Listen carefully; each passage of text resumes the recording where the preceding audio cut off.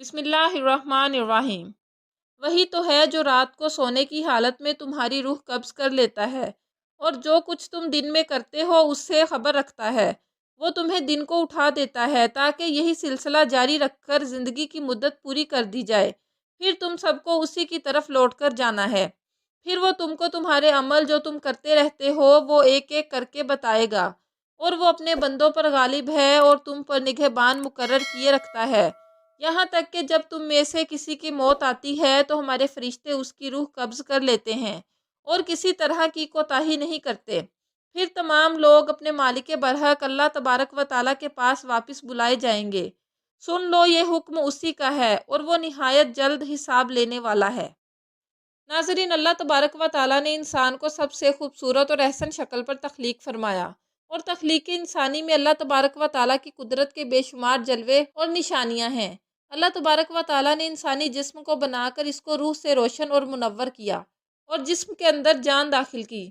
اب جب تک یہ روح انسانی جسم کے اندر ہے تب تک انسان زندہ ہے۔ جب یہ روح جسم سے نکل جائے گی تو اس وقت انسان مر جاتا ہے، اور ایسا اس وقت ہوتا ہے جب انسان کی زندگی ختم ہو جاتی ہے۔ لیکن کیا آپ جانتے ہیں کہ ہر انسان ایک ایسی بھی زندگی جیتا ہے جس کے اندر وہ روز مرتا ہے اور روز جیتا ہے؟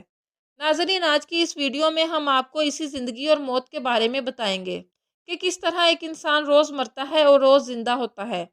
اور کیا آپ جانتے ہیں کہ جب انسان سو جاتا ہے تو اس کی روح کہاں چلی جاتی ہے؟ اور انسان خواب کے اندر جو کچھ بھی دیکھتا ہے کیا وہ سچ ہوتا ہے یا جھوٹ؟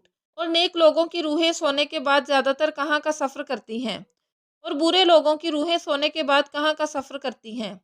ان تمام تر سوالات کے جوابات قرآن و حدیث کی روشنی میں آج ہم آپ کو بتائیں گے، لہٰذا آپ سے گزارش ہے کہ ہماری اس ویڈیو کو آخر تک ضرور دیکھیے گا۔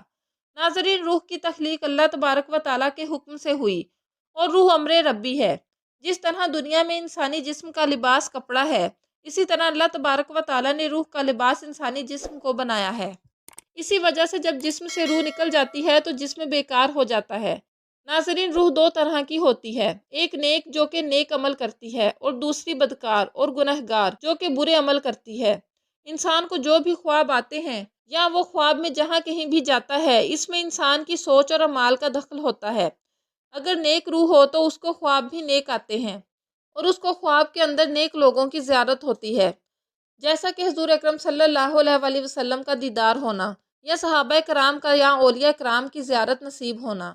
اور اسی طرح نیک روح جب خواب میں کہیں سفر کرتی ہے تو اس کا سفر بھی نیک ہوتا ہے، اور وہ خواب میں نیک چیزوں کو دیکھتی ہے۔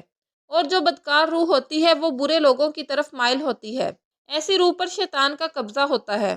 ایسے لوگوں کو جو بھی خواب آتے ہیں وہ شیطانی ہوتے ہیں، اور ایسے لوگوں کے خواب قابل قبول نہیں ہوتے۔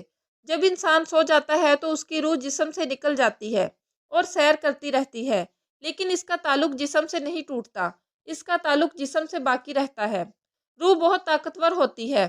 اگر یہ روح اللہ تبارک و تعالیٰ کی عبادت اور اس کے ذکر کے ذریعے اس کا قرب حاصل کر لے تو روح کے پاس اتنی طاقت ہوتی ہے کہ وہ اپنے جسم کو جہاں چاہے اڑا کر لے جا سکتی ہے، اور یہ معاملہ انسان کی پاکیزگی اور نیک اعمال پر منحصر ہوتا ہے۔ روایات میں آتا ہے کہ ایک مرتبہ حضرت علی رضی اللہ تعالیٰ عنہ جمعہ کی تیاری فرما رہے تھے۔ جب خطبہ شروع ہوا تو حضرت علی رضی اللہ تعالیٰ عنہ نے روح کے بارے میں بیان کرنا شروع کیا۔ اسی دوران ایک شخص کھڑا ہوا اور آپ رضی اللہ تعالیٰ عنہ سے پوچھنے لگا کہ اے علی المرتضیٰ شیر خدا رضی اللہ تعالیٰ عنہ، جب انسان سو جاتا ہے تو انسان کی روح کہاں چلی جاتی ہے؟ کیا روح جسم سے جدا ہو جاتی ہے؟ تو حضرت علی رضی اللہ تعالیٰ عنہ نے ارشاد فرمایا کہ تمہارے جسم اور ہر ایک انسان کے جسم میں روح اللہ تبارک و تعالیٰ نے ڈالی ہے۔ یہ 3 حصوں میں تقسیم ہے۔ روح کا پہلا حصہ انسان کے جسم میں ہی رہتا ہے، اور روح کا دوسرا حصہ انسان کے وجود سے باہر یعنی عالم برزخ سے اس کو دیکھ رہا ہوتا ہے، اور روح کا تیسرا حصہ انسانی جسم سے اس وقت جدا ہوتا ہے جب انسان سو جاتا ہے۔ اگر انسان نیک اور اللہ تبارک و تعالیٰ کا فرما بردار ہو تو اس کی روح ایک ایسے عالم میں چلی جاتی ہے جہاں اللہ تبارک و تعالیٰ نے جنات اور انسانی روحوں کے مابین ایک راستہ بنایا ہے۔ یہ نیک روح جب اس مقام تک پہنچتی ہے تو اسی وقت انسان کو خواب آنے لگتے ہیں۔ وہاں یہ نیک روح وہ سب کچھ دیکھتی ہے جو آگے دنیا میں ہونے والا ہوتا ہے، اور اگر انسان گنہگار اور اللہ کا نافرمان ہو تو ایسے انسان کی روح اس کے جسم میں ہی قید رہتی ہے، اور اس کو نیک روح کی طرح کچھ بھی نظر نہیں آتا۔ اور اگر انسان نیک اور اللہ تبارک و تعالیٰ کا فرما بردار ہوتا ہے تو اللہ تبارک و تعالیٰ ایسے انسان کو ایک خاص قسم کا علم عطا فرماتا ہے۔ اس علم کے اندر ایسی طاقت ہوتی ہے کہ اگر انسان جب چاہے جہاں چاہے وہاں پر جا سکتا ہے۔ لہٰذا جب انسان اللہ تبارک و تعالیٰ کو راضی کر لیتا ہے، اللہ تبارک و تعالیٰ انسان کی روح کو ہر طرح کی قید سے آزاد فرما دیتا ہے۔ اس وقت اللہ تبارک و تعالیٰ اسے ایک خاص علم عطا فرماتا ہے جس کے ذریعے یہ جہاں چاہے وہیں پر جا سکتا ہے۔